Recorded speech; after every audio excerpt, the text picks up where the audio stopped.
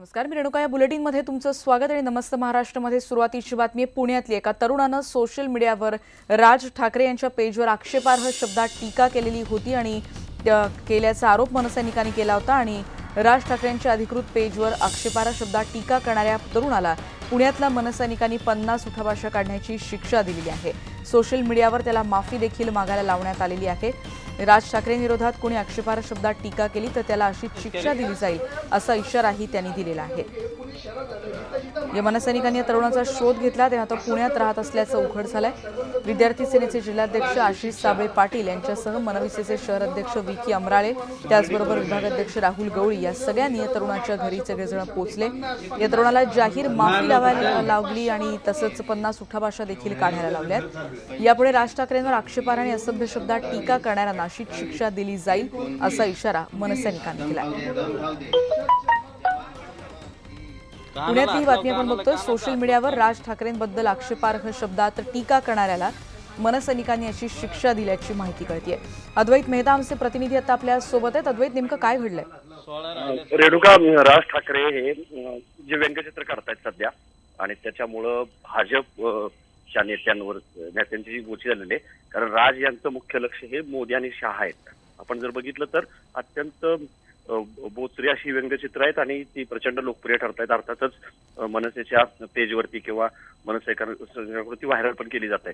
पण दुसरीकडे मोदी यांचे देखील फॅन आहेत, जसे राज ठाकरे यांचे कार्यकर्ते असतील, फॅन असतील, त्यांनाही रुचत नाही टीका.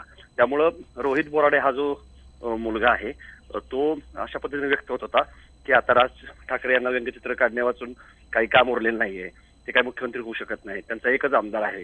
थोडक्यात राज ठाकरे यांची खिल्ली तो उडवत होता. हे सहन न झाल्यानं मनविसे जी आहे, महाराष्ट्र नवनिर्माण विद्यार्थी सेना, त्याचे कार्यकर्ते अस्वस्थ झाले आणि त्यांनी त्याचा शोध लावला. पण इंटरेस्टिंग गोष्ट अशी होती की हा मुलगा मराठी निघाला, तर कुठंतरी या मुलाबद्दल त्याची घरची परिस्थिती, त्याच्या घरातल्या कुटुंबातला एक सदस्य वारला होता म्हणून मनसे स्टाईलनी चोप न देता, खरं तर मनसे स्टाईल चोप देणार होते कार्यकर्ते, त्याला त्यांनी फक्त उठाभाषा काढायला लावल्या आणि इशारा दिला की यापुढे असं करू नको आणि तमाम बाकीच्यांना देखील इशारा दिलेला आहे. पण यात गमतीचा भाग असा आहे की आता भाजपने देखील राज ठाकरे यांना प्रत्युत्तर द्यायला सुरुवात केलेली आहे आणि नुकतंच एक बारामतीचा पोपट असं राज ठाकरेंवरती टीका करणारं व्यंगचित्र भाजपने पण आता प्रसिद्ध केलेलं आहे. त्यामुळे आता भाजपच्या या सगळ्या लोकांना पण उठाभाषा काढायला लावणार का मनसे, हा प्रश्न आता साहजिकच उपस्थित झालेला आहे. धन्यवाद. या सगळ्या माहितीबद्दल. आपण बघतोय पुण्यामध्ये एका तरुणानं सोशल मीडियावर राज ठाकरेंच्या पेजवर आक्षेपार्ह शब्दात टीका केली होती आणि त्याला अशा रीतीनं मनविसेच्या विद्यार्थी संघटनेच्या कार्यकर्त्यांनी अशा रीतीनं शिक्षा भोगायला लावलेली आहे. पुढची बातमी आपण बघणार आहोत. नागपूरमधली एक महत्त्वाची बातमी आहे. नागपूर जिल्ह्यातल्या देवलापार जवळच्या मानसिंगदेव अभयारण्यामध्ये वाघाचा एक बछडा मृतावस्थेत आढळलेला आहे. टायगर कॅपिटल ऑफ इंडियाच्या जवळपास गेल्या 4-5 दिवसात हा वाघाचा तिसरा मृत्यू आहे. प्रवीण मुधोळकर आमचे प्रतिनिधी आता आपल्या सोबत आहेत. प्रवीण, नेमकं काय घडलंय, काय अधिक माहिती मिळते? रेणुका, आपण पाहू शकतो या ठिकाणी बछडा जो आहे त्याचे 3-4 भागांमध्ये तुकडे आढळले मृतदेहाचे.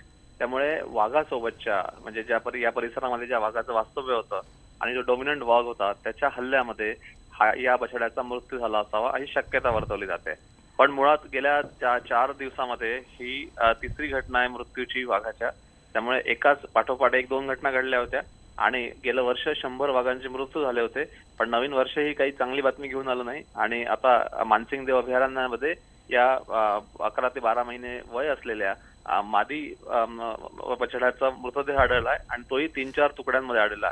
त्यामुळे एखाद्या वाघानं किंवा दुसऱ्या प्राण्यानं हल्ला केला असावा शक्यता वर्तवली जाते. ही आकडेवारीच केव्हापर्यंत मोजायची हा प्रश्न व्याजप्रेमी विचारतायत. धन्यवाद तुम्ही दिलेल्या माहितीबद्दल प्रवीण. मागच्या 3 दिवसांमध्ये 3 वाघांचा आतापर्यंत मृत्यू झालाय. बछड्याच्या शरीराचे तुकडे देखील आढळून आले. त्यामुळे एखाद्या वाघाने या 12 महिन्याच्या मादी बछड्याला ठार केल्याची शक्यता व्यक्त होतीये.